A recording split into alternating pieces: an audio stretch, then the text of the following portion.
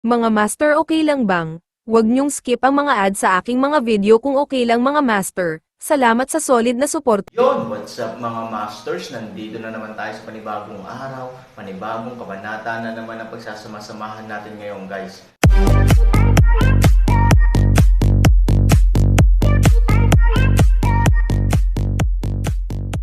Bali mga masters, kung bago ka pa lang po sa aking YouTube channel, please click the subscribe button, lalong-lalo na po yung notification bell guys, para maging connected pa rin tayo sa isa't isa at maging updated kayo sa mga susunod ko pang video. Bali mga masters, bago natin umpisahan ng kwento ay mag-shoutout po muna tayo para sa mga solid nating tagapakinig. Shoutout kay Raymond Canonoy. Shoutout kay Jorel Hudires. Yun na nga mga masters, no? Bali hindi na ito patagalin. In 3, 2, 1, let's go! Pakiramdam niya ay namamaga at namamaga ang kanyang mukha, parang sinampal niya ito ng napakalaking palad na kasing kapal ng hita ng isang lalaki ng malambot at makinis ang kanyang balat sa edad na 18. Sakit, walang kapantay na sakit. Ito ay sobrang namamaga na halos walang hangganan. Ang kanyang paa sa harap ay pumutok lamang, at gaano katagal ang kanyang likod na paa lamang. Hindi lang siya nabugbog sa mukha, kundi halos nakasentro na rin. Ngunit kung ikukumpara sa mga mukha, ang talagang nagpatisod sa kanya ay ang walang katulad na pagkabigla sa kanyang puso. Si Xiao Xianer ay ang kanyang sariling anak na babae at ang prinsesa ng buong pamilya Kirin, ngunit siya rin ang santo ng Kirin at pag-asa minsan sa 1,000,000 taon. Bagamat maganda ang sukat ng pamilya Kirin ngayon, ito ay malayo sa kasukdulan nito. Ang pangunahing dahilan ay ang pamilya Kirin ay walang sariling patron saint na Kirin sa loob ng mahabang panahon. Ang santo ng Kirin ay ang pinaka-espesyal na pag-iral ng pamilya Kirin. Siya ay ipinanganak na may napakalaking Kirin aura. Sa sandaling mabuksan mo ang iyong isip at makalusot, maaari mong lusutan ang 8 kaparangan, tumungo sa lupain ng mga nakakalat na immortal, at maging pinakamalakas na hari ng pamilya Kirin. Ang ganitong uri ng pambihirang hakbang na paglukso ay halos imposible sa mata ng maraming tao, ngunit ang santo ng Kirin ay maaaring umasa sa kanyang likas na malaking aura. Gayunpaman, may mga pakinabang at disadvantages. Bagamat pinalaki ng santo ng Kirin ang hakbang na paglukso, napakahirap ng prosesong ito. Hindi bababa sa ngayon ang santo Kirin ay higit sa 20, ngunit wala siyang intensyon na paliwanagan. Ngunit gayunpaman, ang aura sa santo ng Kirin ay kakilakilabot at kakilakilabot. Kung hindi, paanong ang pamilya Tao ay nag-iimbot, nanghihingi ng mga kamag-anak ng maraming beses, at nagtiyaga sa nakalipas na 7 taon. Ang pangunahing dahilan kung bakit nag-aatubili ang pamilya Kirin ay hindi lamang dahil ang kabilang partido ay isang pamilya ng demonyo, ngunit gusto din nilang panatilihin ang santo ng Kirin sa kanilang pamilya. Kung bubuksan nila ang kanilang isipan sa hinaharap, maaari nilang dalhin ang pamilya Kirin upang muling buuin ang kanilang kaluwalhatian. Ngunit ang espesyal ay ang napakalaking walking aura library. Ang antas ng bug na hindi nakikita sa loob ng 10,000 taon ay umiiral, ngunit ang isang tao ay maaaring gumuhit sa kanya sa panloob na kompetisyon ng kapangyarihan. Anong ibig sabihin nun? Nangangahulugan ito na siya at ang pamilya Kirin ay nakabatay sa pundasyon at pagmamalaki. Para silang mga bata na naglalaro sa harap ng iba. Imposible to. Oo, ang pinakamatibay na pag-iral ng pamilya Kirin, paano ito? Paano ito maitali sa iba? Katulad nito, bilang karagdagan sa Patriarch Shenran, mayroong ilang mga matatanda ng pamilya Kirin. Xianer, nagpapalaki ka ba? Interesado ka sa lalaking iyon, ngunit hindi mo kailangang magsabi ng ganoong kalaking kasinungalingan para matulungan siya. Ang tanga mo talaga para maging ilang matatanda at ang iyong ama, hindi ba? Tanong ng isang matanda sa oras na ito. Bagamat lumaki silang lahat na nakatingin kay Xiao Xianer, mas alam nila ang kanyang pagkatao kaysa sa iba. Gayunpaman, sa harap ng mga hindi katanggap-tanggap na katotohanan, pinili pa rin nilang magtanong. Oo, Shire, huwag kang magsinungaling. Totoo ang lahat ng sinabi ni Shire. Kung hindi ka naniniwala, maaari mong tanungin ang halimaw na dilaw na buhangin. Bukod dito, ang mga alipin ni Shire ay maaaring tumstigo. Si Xiao Xiaoer ay hindi natakot at sinabi sa isang tuwid na mukha. Agad namang tumango ang ilang katulong. Marahan ding ngumiti si Pangolin, bagamat hindi ako master, kung lalaban ako sa ilang. Matatandang mag-isa, sa tingin ko ay hindi ako hihina sa sino man sa inyo. Sang-ayon ba ang mga matatanda? Nagkatinginan ang ilang matatanda, at karaniwang sumang-ayon sila sa panggalan. Pagkatapos ng lahat, pagkatapos ng pang-Olans unang iminungkahi na sila ay interesado sa Shianer, ang mga Kirin ay hindi maaaring payagan siya upang magustuhan ito sa gusto. Kaya nagpadala siya ng mga matatanda upang subukan siya. Sa loob ng 100 galaw, mahirap sabihin ang nanalo. Kaya totoo rin na ang panggalan ay hindi mas mahina kaysa dito. Dahil maraming matatanda ang sumang-ayon na ito ay totoo, sinasabi ko rin na ang Aaron ay tama para sa akin. Alam mo ba ang kinalabasan? Humalaklak si Panggalan. Ang kalikasan ay mas mahusay kaysa sa iyo. Xiaosheng, mahirap manalo. Ngumiti ng malumanay si Panggalan, second kill. Second kill. Nang marinig ito, isang grupo ng mga tao ang tumitig na parang mga baka. Maging ang munting diwata sa isang tabi ay natigilan. Alam niyang may malakas na internal power si Aaron, ngunit hindi niya akalain na magiging ganoon kalakas ito kahit sa iba pang mga kasanayan. Sa oras na ito, kahit na si Shenron ay sumimangot, tumingin sa Panggalan at nagtanong, Yellow Sand Monster, seryoso ka ba? Kung may kalahating walang laman na salita, mahirap mamatay sa kulog. Tsaka, sa tingin mo ba interesante sa akin na gumawa ng kasinungalingan para ipahiya ang sarili ko? Malamig na tumawa si Panggalan. Nang marinig ito, si Shenron at iba pa ay tumingin sa Aaron sa hangin. Mga master, okay lang bang? Huwag niyong skip ang mga ads sa aking mga video kung okay lang mga master. Salamat sa solid na suporta po. Sa oras na ito, ang Aaron ay magiting at mahinahon sa harap ng mas madalas at mabangis na pag-atake ni Pei Hu, ang anak na ito, sino ang sagrado? Sumimangot si Saint Bern. Ang panloob na kapangyarihan ay maaaring maabot ang santo ng Kirin, at ang panlabas na paglilinang ay maaaring agad na pumatay ng Panggalan. Ang ganitong lakas ay kakilakilabot, dahil dinala mo siya dito, alam mo ba ang kanyang pinagmulan? Tanong ni Shenron. Hinawakan ni Panggalan ang kanyang ulo, hindi ko alam. Aaron lang daw ang pangalan niya. Aaron. Bahagyang kumunot ang noo ni Shenbern. Bukod dito, may mga matatandang nagtinginan sa isa't isa na may kainahinala, wala pa akong narinig na ganoong tao sa 8 kaparangan. Ang pamilya Kirin ay nakatira sa isang liblib na lugar sa Central Plains. Naturally, wala silang masyadong alam tungkol sa mga kamakailang pangyayari sa 8 kaparangan. Ang kanilang pag-iisip at katulusan ay nanatili kahit ilang dekada na ang nakalipas, ito ba ay isang master na kamakailan ay bumangon sa 8 kaparangan? Hindi sumagot ng positibo si Shenron. Tumingin lang siya kay Aaron at Bamulong, nakakamangha ang anak na ito. Pero saglit lang, bigla siyang ngumiti, tapos habang tumawa siya, lalo siyang naging masaya, at gumawa pa ng tunog, ng haha. Ang karamihan ay nagtanong, bakit ang patriarka ay napakasaya? Alam na ba ng patriarch ang pinagmulan ng Aaron? Ngumiti si Shenron, hindi ko alam. Lalong naguluhan ang matanda, ano ang tinawanan ng patriarch? Tinatawag ko siyang Zhang at Lihan. Ay, na mahalaga sa akin. Ngumiti si Shenron at sinabi, ang mahalaga ay ang layunin ng kanyang paglalakbay.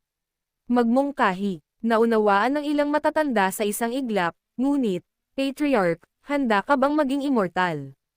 Umuulan. Gustong magpakasal ng nanay ko. Bakit hindi ka sumuko? Bulong ni Holy Flame. Sa sitwasyon ngayon, kahit sino ang manalo o matalo, hindi maiiwasan ang kasal ni Xiaoxianer. Dahil hindi maiiwasan, sa pananaw ng isang ama, natural siyang umaasa na mananalo ang Aaron.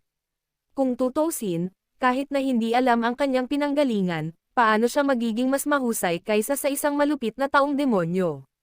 Pinakamahalaga, ang panloob na kapangyarihan ng anak na ito ay maihahambing sa Shire, na hindi bababa sa nagpapakita na hindi siya magkakaroon ng anumang pagtatangka sa Shire. Sa kabaligtaran, ang isip ni Pei Hu ay malinaw na pakasalan si Shianer. Sa katunayan, gusto niyang maabsorb ang aura sa Shianer sa pamamagitan ng kombinasyon. Kung ikukumpara sa dalawa, tumayo ng mataas at gumawa ng paghatol. Narinig ni Panggalan ang tunog, malumanay na ngumiti at bamulong, Aaron, natapos ko na ang karamihan para sa iyo. Ang huling hakbang ay depende sa kung kaya mo. Boom! Biglang, sa oras na ito, nagkaroon ng isa pang pagsabog sa kalangitan, at 2 figure ang agad na nahulog mula sa langit. mahigpit at ang bawat isa ay nasa kalagitnaan ng hangin upang patatagin ang katawan, na bumubuo ng isang sitwasyon ng paghaharap. Si Peihu ay may galos na, at ang pawis sa kanyang noo ay umaagos sa kanyang mukha. Malinaw, ang malakas na pag-atake ay nakakabaliw na umuubos ng kanyang panloob na kapangyarihan at pisikal na lakas, at ang napabayaang depensa ay nagpapatikim din sa kanya ng kaukulang presyo. Sa kabilang banda, ang Aaron ay nakatayo doon ng mahinahon at may pagmamalaki sa himpapawid, tulad ng Diyos ng digmaan. Gayunpaman, kahit na, ang kanang kamay ni Aaron sa likod ng kanyang likod ay bahagyang nanginginig. Magic Saint, konti lang talaga, boy, may skills ka talaga. Tumingin si Peihu kay Aaron, hindi lamang walang kaunting takot, ngunit may matinding intensyon sa pagpatay sa kanyang mga mata. Para kay Yuo, hindi siya kailanman natakot sa harap ng isang malakas na kaaway, ngunit nagkaroon ng mas malakas. Napakiramdam ng digmaan, ang galing mo din, ngumiti ng mahina si Aaron, hehe baliw ka, ngunit huwag maging masaya ng maaga, hindi ko nagawa ang lahat, sa sandaling bumagsak ang boses, ang lalaki ay malamig na uminom, ang kanyang tunay na chi ay biglang lumundag, ang kanyang dugo ay natipon, at siya ay kumukulo muli, sa atensyon ng lahat, bigla niyang sinampal ang Aaron na may potensyal na masira, shit. Ang galaw ni Peihu ay napakalakas, biglang bulalas ng isang kilin patriarch, sa di kalayuan, nakasimangot din ang 5 matatanda ng pamilya Taowo, alam niyang ginamit ng kanyang young master ang kanyang tunay na lakas, nasa panganib ang Aaron, ang banal na apoy ay bamulong, ano ang ginagawa ng taong iyon, biglang bulalas ng isang matanda, dahil sa oras na ito, nakatayo doon si Aaron na parang tanga sa harap ng pag-atake ni Peihu ng pagsira sa langit at lupa. Huwag kang gagalaw, huwag kang kilig, baliw ba siya? Sumimangot si Street, Burn, lahat ng oras na ito ay kinakabahan sina Pangolin, Xiaoxianer at iba pa, ngunit biglang ibinuka ni Aaron ang kanyang bibig at ngumiti. Storytelling channel sa YouTube. Siya, tumatawa siya, siya ay tumatawa, siya ay tumatawa, panipi. Ilang matatanda ang humawak sa kanilang buhok sa lugar at naramdaman ang pamamanhid ng kanilang anit. Baliw ka ba, baliw ba ito? Sa harap ng napakalakas na mapanirang suntok ng kalaban, hindi ka lang nagtatago o kumikislap. Sa hindi inaasahan, tumatawa ka pa, kahit na ang tunay na Diyos ay hindi nang ahas na maging napakalaki. Totoo ba na under the confrontation kanina lang, nasugatan siya, pero nagpapanggap na okay lang siya. Nakaramdam din ng kakaiba si Shengrun. Gayunpaman, si Peihu sa oras na ito ay nagpakita ng isang mapagmataas na ngiti, dahil siya ay 3 talampakan lamang ang layo mula sa Aaron. Halos imposibleng umiwas sa ganitong distansya. Sa sandaling nataman ang kanyang sarili, ang naghihintay para sa Aaron ay kamatayan. Oo, kahit kamatayan na walang nalalabi. Makakatawa ka pa ba ngayon? Silly. Sa sandaling nainom niya ang kanyang galit, nadagdagan ang lakas ni Peihu. Pero bigla na lang akala niya hawak na niya ang nanalong tiket, biglang nawala si Aaron na palapit ng palapit. Taisho SHENBU. Binging for Soul Array, bukas. Buzz. Ano? Ang Aaron ay hindi nawala, o siya ay nawala, ngunit sa susunod na segundo ay nagpakita siya muli. At ang nakakatakot ay walang isang Aaron, ngunit 8. Ito, sinunog ng santo ang isang grupo ng mga tao ng diretsyong hanggal na mata. Paano posible? Ang 5 elder ng Taowo clan ay nagtaas din ng mabangis na boses. Magsipilyo, malinaw, ang palad ni Peihu ay hindi kumukuha ng anumang lakas. Ang kanyang malakas na pagkawalang galaw at ngayon lamang ay nagpapahinga sa kanya ang psikolohiya mula sa pagmamaliit sa kaaway. Sa oras na ito, nalaman niyang mali ito at mahirap nang makabawi. Ang kanyang likod ay ganap na tumambad sa Aaron. Broken. Gamit ang malamig na inumin ng Aaron, direktang itinaas niya ang kanyang palad sa paligid ng 8 gininto ang katawan sa likod ng Peihu. Hindi niya maipagtanggol kapag hindi niya ito maibabalik halos ng buo, ngunit ang Magic Saint ay palaging Magic Saint. Pinalakas niya ang kanyang chi at biglang nagtipon sa kanyang likod upang harangan ang 7 magkasunod na pag-atake sa katawan. Ngunit sa ika-8 paraan, diretsyong tumama ang Aaron sa kanyang likod. Poof! Agad na tumalsik ang isang bibig ng gintong dugo, at ang katawan ni Wyan ay biglang bumagsak. Boom! Sa isang pagsabog, ang katawan ni Peihu ay nahulog mula sa langit at tumama sa gilid ng burol sa Xianshan. Ano? Okay lang. Natigilan ang banal na apoy. Ngayon pa lang, hindi niya kayang makitang buhay ang Aaron, ngunit nagbago ang sitwasyon sa isang iglap. Si Aaron ay buong pagmamalaki na nakatayo sa hangin at malamig na tumingin kay Peiho na nakuhanan ng larawan sa lupa. Siya ay malakas, ngunit masyadong agresibo, kaya siya ay mapusok, at siya ay malakas sa pag-atake at mahina sa depensa, kaya nagpa siya si Aaron na ulitin ang kanyang dating kasanayan. Kumpara sa naunang panahon, akala niya ay nakikipag-away siya sa kanya dahil gusto niyang ipaglaban ang kanyang buhay, isakripisyo ang sarili at hayaan siyang sumabay sa loto.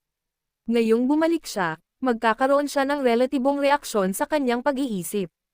Kasabay nito, siya ay lubos na nagalit sa kanyang sarili sa digmaan ng Atrisayon ngayon lamang at nais na magpakamatay. Kaya sa oras na ito, hindi na siya masyadong mag-iisip, kundi papatayin siya hanggang sa labas. At nakita niya ito, at pagkatapos ay ginamit ang bilis upang patayin siya ng sorpresa. Patayin. Nang bumangon siya mula sa lupa, namumula ang mga mata ni Peiho. Sa sumunod na segundo, diretso siyang lumipad sa mabangis na mukha habang nakalugay ang buhok. Siya ay anak ng pamilya Tao at ang may hawak ng kapangyarihan sa hinaharap. Siya ay mataas. Sa lahat, bakit siya nakaranas ng napakalaking kawalan? Naranasan mo na bang mabuli ng iba? Sa oras na ito, ang intensyon na patayin si Aaron ay umabot na sa sukdulan. Bahagyang sumimangot si Aaron, alam niyang lubos na nagalit si Paiho. Binasag ni Chi ang 8 kaparangan, boom, habang siya ay patuloy na lumilipad sa Aaron. Ang itim na gas sa paligid niya ay patuloy na kumalat. Sa wakas, sa isang biglaang pagsabog, isang malaking tao o bistang lumitaw sa kalangitan sa ibabaw niya.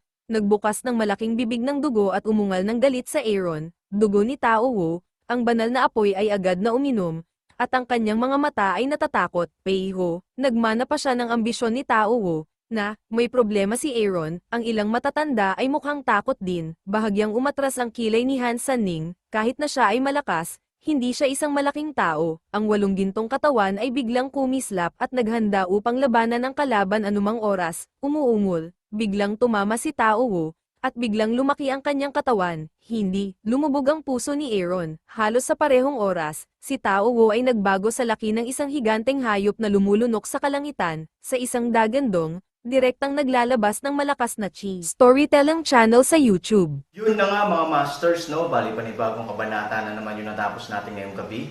Muli, maraming salamat po talaga sa walang sawang suporta po sa aking YouTube channel na talagang inaabangan nyo po ang bawat upload ko po. Bali mga masters, magkita-kita ulit po tayo bukas ng gabi at ngayon po ay magpapaalam po muna tayo. Bali mga masters, bye-bye!